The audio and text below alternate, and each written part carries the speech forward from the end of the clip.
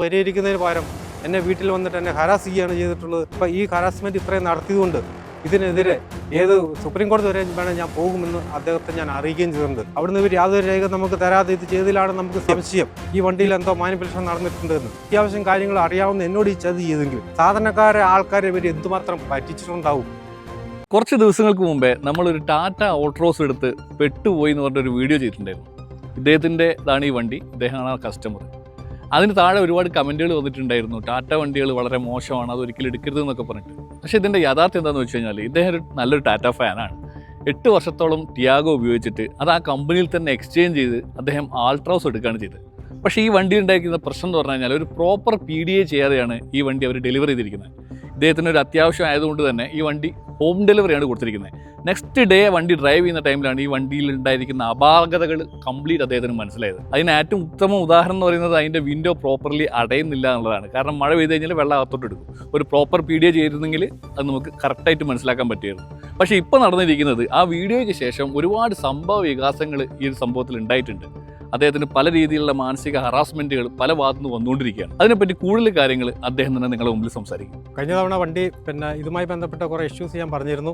അതിനുശേഷം എനിക്ക് പല സ്ഥലത്തുനിന്നും ഫോൺ വിളിയും കാര്യങ്ങളൊക്കെ വരികയുണ്ടായി. ഒരു ജോയിൻറ്റ് ടെസ്റ്റ് ഡ്രൈവ് കഴിഞ്ഞ 6-ാം തീയതി നടത്തിയിരുന്നു. അപ്പോൾ കൽപ്പറ്റയിൽ നിന്ന് വരുന്ന ടെക്നിക്കൽ എക്സ്പെർട്ടിൻ്റെ നേതൃത്വത്തിലാണ് നടത്തിയിരുന്നത്. അദ്ദേഹം ഈ വണ്ടി ഓടിച്ചു നോക്കുകയും അതനുസരിച്ച് ക്ലച്ചിൻ്റെ തകരാറുകളുണ്ടെന്ന് അദ്ദേഹത്തിന് ബോധ്യപ്പെട്ടതുകൊണ്ട് അദ്ദേഹം അത് 4 വട്ടം ഇറങ്ങി അത് അഡ്ജസ്റ്റ് ചെയ്തിട്ട് അത് റെഡിയാക്കുകയും ചെയ്തു. അതിനുശേഷം ആ കരിഞ്ഞ മണക്കിൽ മാറി. പിന്നെ അദ്ദേഹം എൻജിൻ സൗണ്ടും മറ്റ് സ്റ്റിയറിങ്ങിൻ്റെ ടൈറ്റും മറ്റ് പ്രശ്നങ്ങളൊക്കെ കണ്ടെത്തുകയും അതനുസരിച്ചിട്ട് അന്ന് വന്ന താമരശ്ശേരി, മുക്കം, പന്തിരങ്കാവ് ഡീലേഴ്സുമായിട്ട് സംസാരിക്കുകയും അതിൻ്റെ അടിസ്ഥാനത്തിൽ 7-ാം തീയതി രാവിലെ ഈ വണ്ടി വന്ന് അദ്ദേഹം കൽപ്പറ്റയ്ക്ക് കൊണ്ടുപോയും പകരം വണ്ടി നമുക്കൊന്ന് എടുക്കുകയും ചെയ്യുമെന്ന് പറഞ്ഞിരുന്നു. പക്ഷേ അതുമായി ബന്ധപ്പെട്ട് അദ്ദേഹത്തിൻ്റെ ഫോളോ അപ്പ് ഈ പറയുന്ന ഗോകുലം മോട്ടോഴ്സ്, പന്തിരങ്കാവ് ടീമുകൾ സ്വീകരിക്കുകയുണ്ടായില്ല. അത് ഫോളോ അപ്പ് വരാത്തതിനെ തുടർന്ന് 7-ാം തീയതി ഉച്ചയോടുകൂടി ഞാൻ ഈ വണ്ടി റൊട്ടാന മോട്ടോഴ്സിൽ കൊണ്ടു ചെല്ലുകയും റൊട്ടാന മോട്ടോഴ്സുകാർ വണ്ടി 1 മണിക്കൂറോളം ടെസ്റ്റ് ഡ്രൈവ് നടത്തിയിട്ട് ഈ പറയുന്ന തകരാറുകൾ അവർ അതിനകത്ത് ജോബ് സ്ലിപ്പിൽ രേഖപ്പെടുത്തി എനിക്ക് തരികയും ചെയ്തിട്ടുണ്ട്. 15-ാം തീയതി രാവിലെ പോയിട്ട് ഞാൻ ഈ വണ്ടി എടുക്കാനായിട്ട് ചെല്ലുമ്പോൾ അവിടെ നിന്ന് ടെസ്റ്റ് ഡ്രൈവ് നടത്തുകയും ചെയ്തു. ടെസ്റ്റ് ഡ്രൈവ് നടത്തിയ ശേഷം ഈ വണ്ടിയുടെ ഗ്ലാസ് ബീഡിങ്ങിൻ്റെ അന്നേരം തൽക്കാലം ഗ്ലാസ് ഉള്ളിൽ കയറിയിരിക്കുന്നത്. അപ്പം ഞാൻ പറഞ്ഞത് ഇപ്പോൾ ഇത് കാണുന്നുണ്ട്, പക്ഷേ ഇത് ഓടുന്ന അവസരത്തിൽ വണ്ടി കട്ടറൊക്കെ ചാടി ജമ്പൊക്കെ ചെയ്ത് പോകുന്ന അവസരത്തിൽ ഗ്ലാസ് വീണ്ടും പുറത്തേക്ക് പോകാനാണ് സാധ്യത. അപ്പോൾ ബീഡിങ് നിങ്ങൾ വീണ്ടും മാറ്റിയതുകൊണ്ട് അതിനകത്ത് പരിഹാരമായില്ല. അത് ഡോറിൻ്റെ ഉള്ളിലെ പ്രോബ്ലം കൊണ്ടാണ് ഗ്ലാസ് പുറത്തേക്ക് വെളിയിൽ പോകുന്നതെന്ന് പറഞ്ഞു. അപ്പോൾ അത് പറഞ്ഞ് അവർ അത് അംഗീകരിക്കാൻ തയ്യാറായില്ല. അവർ പറഞ്ഞ് ഇപ്പോഴത്തെ പ്രശ്നം മാറിയിട്ടുണ്ട്, അപ്പം നിങ്ങൾ നോക്ക് എന്ന് പറഞ്ഞു. അതിനുശേഷം വണ്ടിയുടെ മറ്റ് സ്റ്റിയറിങ്ങിൻ്റെ ടൈറ്റോ മറ്റ് പ്രശ്നം മാറിയില്ല. ഞാൻ അവിടെ ഉണ്ടായിരുന്ന മറ്റ് പുതിയ 2 വണ്ടികൾ അവർ വെസ്റ്റിൽ ലാടിപ്പോയിട്ട് കോഴിക്കോട് നിന്ന് കാണിച്ചു തരികയുണ്ടായി. ആ വണ്ടി ഞാൻ എടുത്ത് നോക്കി ടെസ്റ്റ് ചെയ്ത് നോക്കി. അപ്പോൾ ആ വണ്ടിക്ക് ഇങ്ങനത്തെ യാതൊരു പ്രശ്നങ്ങളില്ല. അപ്പോൾ അവരോട് പറഞ്ഞു നിങ്ങൾ ഈ വണ്ടി എടുത്ത് നോക്കുക, ഈ വണ്ടിക്ക് ഇങ്ങനത്തെ യാതൊരു പ്രശ്നങ്ങളും ഇല്ലല്ലോ എന്ന് പറഞ്ഞു. അപ്പോൾ ഈ ഒരു വണ്ടിയിലെ പ്രശ്നമാണ്, ഇത് നിങ്ങൾ മാറ്റി തരാൻ പറഞ്ഞു. അപ്പോൾ അത് മാറ്റി തരുന്നതിനെക്കുറിച്ച് അവർക്കറിയില്ല. ഈ വണ്ടിയിൽ ഞങ്ങൾ നിലവിലൊരു പ്രശ്നം കാണുന്നില്ല എന്ന രീതിയിലാണ് അവർ പറഞ്ഞത്. തുടർന്ന് അവരുടെ ഗോകുലം മോട്ടോഴ്സിൻ്റെ ടീമുകൾ ഞാൻ ബന്ധപ്പെട്ടു. അപ്പോൾ ഈ തരാൾ പരിഹരിക്കുന്ന വേണ്ടി വണ്ടി ഇങ്ങോട്ട് എടുക്കട്ടെ എന്ന് ചോദിച്ചുകൊണ്ട് അവർ നിരന്തരം എനിക്ക് മെയിൽ അയച്ചു. അതിന് മറുപടി കൊടുത്തെങ്കിലും അവർ പലതവണ അവർ വാഹനം കൊണ്ടുപോവുകയുണ്ടായില്ല. അവസാനം അവരുടെ ബന്ധപ്പെട്ട മേലധികാരികളെ ഞാൻ വിവരം അറിയിച്ചു. അതിനെ തുടർന്നിട്ട് അവർ ഈ കഴിഞ്ഞ 12-ാം തീയതി അവരെൻ്റെ വീട്ടിൽ വരികയുണ്ടായി. അപ്പോൾ ഞാൻ അവർക്ക് പെർമിഷൻ കൊടുത്തിരിക്കുന്നത് ഒന്ന് CSM മാനേജർ തീർത്ഥകൃഷ്ണ എന്നവരും പിന്നെ മുക്കം ഡീലറായ നിതിൻ തോമസ് എന്നിവരുമാണ് എന്നോട് പെർമിഷൻ ചോദിച്ചത്. അപ്പോൾ അവർക്ക് 2 പേർക്കാണ് ഞാൻ അനുമതി കൊടുത്തത്. അത് അവരുടെ അനുമതി കൂടാതെ തന്നെ ഇതിൻ്റെ കൂടെ വയനാട്, കോഴിക്കോട് ജില്ലയിലുള്ള ഹെഡ്, അതേപോലെ തന്നെ താമരശ്ശേരിയിലെ ഡീലർ മാനേജർ അദ്ദേഹവും ഷെരീഫ് എന്ന് പറഞ്ഞാലും എൻ്റെ വീട്ടിൽ വരികയുണ്ടായി. അപ്പോൾ ഇവിടെ വന്നിട്ട് ഇതിൻ്റെ കാര്യങ്ങളെല്ലാം ഇവരുടെ ഹെഡുമായിട്ട് ഞാൻ സംസാരിക്കുമ്പോൾ താമരശ്ശേരി ഡീലറായ ഷെരീഫാണ് ചാടിക്കയറിയിട്ട് ഇതിൻ്റെ മറുപടിയും കാര്യങ്ങളും നിങ്ങൾ അവിടെ പ്രശ്നമായിട്ടില്ലാന്ന് പറഞ്ഞ് കൊടുത്ത് ടാറ്റയ്ക്ക് നിങ്ങൾ റിപ്പോർട്ട് കൊടുത്തിട്ടുണ്ട്, നിങ്ങൾക്ക് യാതൊരു കുഴപ്പമില്ല എന്ന് പറഞ്ഞ് പിന്നെ ഇപ്പം വണ്ടിക്ക് എന്താ പ്രശ്നം എന്ന് ചോദിച്ചിട്ടുണ്ട്. അദ്ദേഹമാണ് ചൂടത്. ഞാൻ പറഞ്ഞു നിങ്ങളോട് ഞാൻ സംസാരിക്കാൻ പറഞ്ഞിട്ടില്ല, നിങ്ങളല്ല, നിങ്ങളുടെ ഹെഡ് ആരാണ്, അവരാണ് ഇത് സംസാരിക്കേണ്ടത്. നിങ്ങൾ ഈ സർവീസ് ചെയ്യാൻ വേണ്ടി കൊണ്ടുപോയിട്ട് നിങ്ങൾ ഈ താമരശ്ശേരി കൊണ്ടുപോയിട്ട് ഇതിൻ്റെ സർവീസുമായി ബന്ധപ്പെട്ട യാതൊരുവിധ രേഖകളും നിങ്ങൾ എനിക്ക് തന്നിട്ടില്ല. വണ്ടി എടുത്തതിന് നിങ്ങൾ രേഖ തന്നിട്ടില്ല. നിങ്ങൾ ഡ്രൈവറെ വിട്ടിട്ട് വണ്ടി എടുപ്പിച്ചതാണ്. വണ്ടി എടുപ്പിച്ചതിന് നിങ്ങളുടെ ആവശ്യപ്പെട്ട പ്രകാരം എനിക്ക് എൻ്റെ ജോബ് സ്ലിപ്പ് കാര്യങ്ങളൊന്നും തന്നിട്ടില്ല. ഇത്തരം കാര്യങ്ങളെല്ലാം അപാകത വരുത്തിയിട്ടാണ് നിങ്ങൾ സംസാരിക്കേണ്ടതെന്ന് പറഞ്ഞു. അദ്ദേഹം വീണ്ടും പിന്നെയും ചാടിക്കയറി ഹറാസ്മെൻറ്റ് നടത്തുന്ന രീതിയിൽ സംസാരിക്കുന്നത്. ഞാൻ പറഞ്ഞു, അദ്ദേഹത്തോട് പറഞ്ഞു താങ്കൾ ഇവിടെ മിണ്ടാതിരുന്നോളുക, എന്നോട് താങ്കൾ സംസാരിക്കേണ്ടെന്ന് പറഞ്ഞു. അതിനുശേഷം മറ്റുള്ളവരായിട്ട് സംസാരിച്ചാൽ അവർ പിന്നെ പറയുന്നത് ടാറ്റയുടെ ബന്ധപ്പെട്ട ആളുകളെ ഞങ്ങൾ വിവരം അറിയിച്ചിട്ടുണ്ട്. അപ്പോൾ അവിടുന്ന് ടെക്നീഷ്യൻ വരുന്ന ദിവസം നിങ്ങളെ അറിയിക്കുന്ന ദിവസം നിങ്ങൾ വണ്ടി അവിടെ നിങ്ങളുടെ റിസ്കിൽ അവിടെ എത്തിക്കണം. അതിൻ്റെ പെട്രോൾ ചിലവ് വേണമെങ്കിൽ ഞങ്ങൾ തരാം. എന്ന രീതിയിലാണ് അവർ സംസാരിച്ചിരിക്കുന്നത്. ഞാൻ അപ്പോൾ അതേ തുടർന്ന് ഞാൻ കൽപ്പറ്റയിൽ ഇനി വണ്ടി ഞാൻ എത്തിക്കാം, അങ്ങനെയെങ്കിൽ എനിക്ക് അടുത്ത സൗകര്യം അതാണ്. അപ്പോൾ അങ്ങനെ ഇവരെ ഞാൻ അറിയിക്കും. അതനുസരിച്ച് ഞാൻ അന്ന് തന്നെ ഇവർക്ക് മെയിൽ ചെയ്യുകയും ചെയ്തിട്ടുണ്ട്. അതേ തുടർന്ന് എനിക്ക് മുംബൈയിൽ നിന്നും എനിക്ക് ടാറ്റയുടെ റെപ്രസെൻറ്റേറ്റീവ് എന്ന നിലയിൽ ഒരു കോൾ വരികയുണ്ടായി.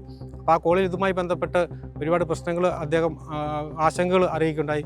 ഞാൻ അദ്ദേഹത്തോട് പറഞ്ഞു, ഇതുമായി ബന്ധപ്പെട്ട് ഇന്ന വിഷയങ്ങൾ നമ്മൾ അറിയിച്ച പ്രകാരം ഇവർ യാതൊരു നടപടി ഈ ഡീലർമാർ ഉണ്ടാകുകയുണ്ടായില്ല. അതുപോലെ ഈ റൊട്ടാന മോട്ടോഴ്സിൽ കൊടുത്തപ്പോഴും എനിക്ക് തോന്നുന്നു അവരും ഈ ഗൂഗിൾ മോട്ടോഴ്സായിട്ട് ടൈപ്പ് ഉണ്ടായിട്ട് അവർ ഇതിൻ്റെ പ്രശ്നം കാര്യങ്ങളൊക്കെ രേഖപ്പെടുത്തിയിട്ട് അതിൻ്റെ റിപ്പോർട്ടുകൾ സർവീസ് ബില്ല് ഇതേവരെ അവരെനിക്ക് തന്നിട്ടില്ല. ഞാൻ പലതവണ വിളിച്ചെങ്കിലും അദ്ദേഹം ഫോൺ എടുക്കുകയുണ്ടായില്ല. അപ്പോൾ ഇവിടെയൊക്കെ നടന്ന പല കളിയും കാര്യങ്ങളും വെച്ച് നോക്കുമ്പോൾ ഈ ഡീലർമാർ തമ്മിൽ പല ഇടപാടുകളും നടത്തുന്നതായിട്ട് നമ്മൾ കസ്റ്റമറുമായിട്ട് ബന്ധപ്പെട്ടുള്ള പ്രശ്നങ്ങൾ പരിഹരിക്കാത്തതായിട്ടാണ് എനിക്ക് ഈ അനുഭവത്തിൽ നിന്ന് മനസ്സിലാക്കാൻ സാധിക്കുന്നത്. അപ്പോൾ ഒരു കസ്റ്റമർ എന്ന നിലയ്ക്ക് ഒരാൾ വാഹനം വാങ്ങുമ്പോൾ കൃത്യമായ PDI ചെക്ക് നടത്തി, അറിയാവുന്ന ഒരാളെ കൊണ്ട് PDI ചെക്കിങ് നടത്തിയിട്ട് വണ്ടി എടുത്തില്ല എങ്കിൽ എന്നെപ്പോലെയുള്ള ഒരുപാട് ബുദ്ധിമുട്ടുകളുണ്ടാകും. RTO ഓഫീസുകളിൽ പോയി അന്വേഷിച്ച് കഴിഞ്ഞപ്പോൾ കോവിഡിന് മുമ്പ് വരെ ഈ വാഹനം ചെക്കിങ് നടത്തിയിട്ടാണ് രജിസ്ട്രേഷൻ കൊടുക്കുന്നത്. അതായത് വെഹിക്കിൾ ഇൻസ്പെക്ടർ ചെക്കിങ് നടത്തിയിട്ടാണ് വാഹനം കൊടുക്കുന്നത്. അപ്പോൾ മുഴുവൻ കാര്യങ്ങളും ചെക്ക് ചെയ്യുന്നുണ്ട്, കൃത്യമായ ഒരു വണ്ടി ജനങ്ങൾക്ക് കിട്ടുമായിരുന്നു. അത് കോവിഡിന് ശേഷം ഇവർ ഓൺലൈനിൽ കൊടുക്കുന്ന വിവരങ്ങളുടെ അടിസ്ഥാനമാക്കിയിട്ട് ആ വിവരങ്ങൾ ടിക്ക് ചെയ്ത് വിടുന്ന മാത്രമേ ഉള്ളൂ, വാഹനം പരിശോധിക്കപ്പെടുന്നില്ല. അതുകൊണ്ട് വാഹനം പരിശോധിക്കപ്പെടാത്തതുകൊണ്ട് ഡീലർമാർക്ക് അതിൽ കമ്പനി കൊടുക്കുന്ന വണ്ടിയിൽ എന്ത് മാറ്റങ്ങൾ വരുത്തിയാലും കണ്ടുപിടിക്കാനായിട്ട് കസ്റ്റമർക്ക് സാധിക്കാത്ത ഒരു സ്ഥിതിവിശേഷമാണ് ഉണ്ടായിരിക്കുന്നത്. ഈ വണ്ടി ഉപയോഗിക്കുന്ന മറ്റു പലരോടും ഞാൻ അന്വേഷിച്ചു, അവരും ഈ വണ്ടി ഓടിച്ചു നോക്കി. അപ്പോൾ ഈ വണ്ടിക്ക് സ്റ്റിയറിങ്ങിന് ടൈറ്റ്, ഗിയറിന് ടൈറ്റ്, ഇങ്ങനത്തെ പല പ്രശ്നങ്ങളും കാണിക്കുന്നുണ്ട്, എൻജിൻ നോയ്സ് ഒക്കെ ഉണ്ട്. അവരും പറഞ്ഞു ഈ വണ്ടിക്ക് പ്രശ്നമുണ്ടെന്ന്. അപ്പോൾ ഈ വണ്ടിയുടെ തകരാറ് ഇവർ പരിഹരിച്ച് തരുന്നതിന് പകരം ഈ വണ്ടിക്ക് ഒരു തകരാറുമില്ല എന്ന് പറഞ്ഞ് വീണ്ടും എന്നെ ഹരാസ് ചെയ്യുന്ന രീതിയിലേക്കാണ് വന്നിരിക്കുന്നത്. അതനുസരിച്ച് ടാറ്റ കമ്പനിക്ക് ഞാൻ മെയിൽ അയക്കുകയും വിവരങ്ങൾ അവരെ ധരിപ്പിക്കുകയും ചെയ്തിട്ടുണ്ട്. ഈ പ്രശ്നവുമായി ബന്ധപ്പെട്ട് ടാറ്റ കമ്പനിയിൽ നിന്ന് വിളിച്ചപ്പോൾ അവരോട് ഞാൻ പറഞ്ഞിട്ടുണ്ട്, ഇവർ ഈ തകരാറ് പരിഹരിക്കുന്നതിന് പകരം എന്നെ വീട്ടിൽ വന്നിട്ട് എന്നെ ഹരാസ് ചെയ്യുകയാണ് ചെയ്തിട്ടുള്ളത്. അതിനെതിരെ നിയമ നടപടി ഞാൻ സ്വീകരിക്കും. ഇനി ഇപ്പോൾ ഈ ഹരാസ്മെൻറ്റ് ഇത്രയും നടത്തിയതുകൊണ്ട് ഇതിനെതിരെ സുപ്രീം കോടതി വരെ വേണം ഞാൻ പോകുമെന്ന് അദ്ദേഹത്തെ ഞാൻ അറിയിക്കുകയും ചെയ്തിട്ടുണ്ട്.